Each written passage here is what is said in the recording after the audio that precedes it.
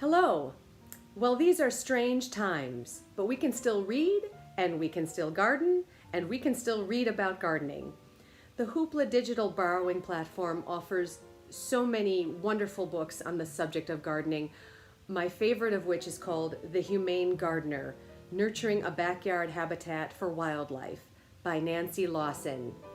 This book discusses turning more and more of our land back over into being food and shelter for pollinators and birds and other wildlife.